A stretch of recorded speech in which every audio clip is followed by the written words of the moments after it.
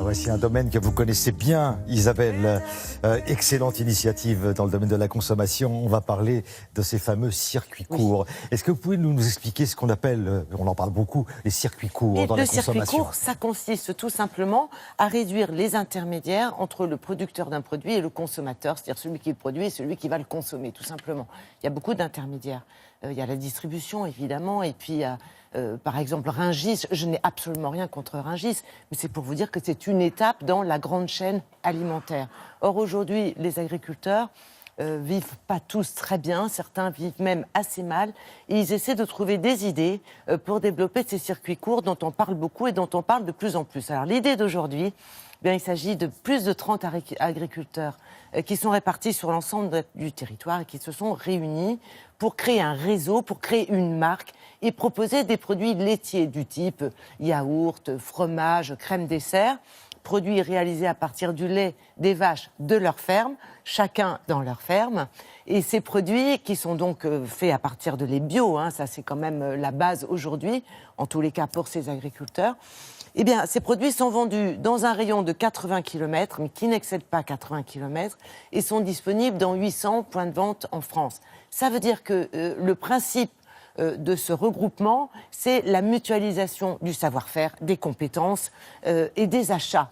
Donc, en clair, celui qui rentre dans le réseau, la ferme, l'agriculteur qui rejoint le réseau, eh bien, va gagner 20% sur ses achats. C'est déjà une première bonne nouvelle. Ensuite, si cet agriculteur transformait déjà son lait, c'est-à-dire s'il ne se contentait pas de le vendre, mais travaillait lui-même des produits laitiers pour la vente, eh bien là, il va doubler ses ventes en 6 mois. Donc c'est plutôt une bonne nouvelle. Alors on s'est rendu sur place, dans le nord de la France, pour rencontrer l'un des agriculteurs qui a rejoint le réseau et pour vous donner plus d'explications sur le fonctionnement. Le but, c'est de pouvoir donner une alternative aux consommateurs. C'est-à-dire, il choisit ce qu'il veut. Il y a des yaourts industriels, par exemple, ou des fromages industriels. Mais il y a aussi une offre fermière, bio et locale. Et ce qu'on veut, c'est qu'il puisse choisir dans les rayons ce qui lui convient le mieux. On distribue à tout le monde, donc les points de vente grande surface, mais aussi les boutiques bio spécialisées, les AMAP, les magasins de producteurs. Et de tous, on a un très bon accueil parce que c'est vraiment une demande du consommateur très forte d'avoir du local. Quand une ferme veut adhérer au réseau, on va passer en fait le filtre du cahier des charges et ensuite on va aller la visiter, lui expliquer le fonctionnement du réseau. Et si elle se retrouve dans l'ADN de ce réseau, elle va pouvoir nous rejoindre.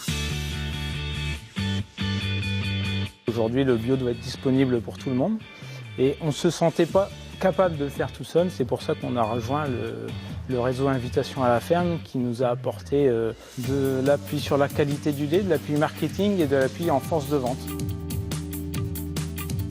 Et on a également aussi trouvé des fermes qui avaient le même état d'esprit que nous et la même vision de l'agriculture que nous.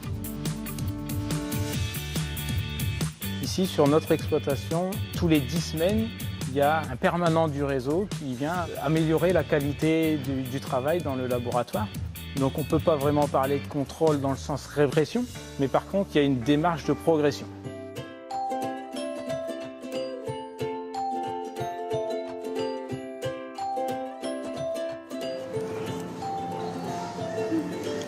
On sent bien que c'est pas de l'industriel.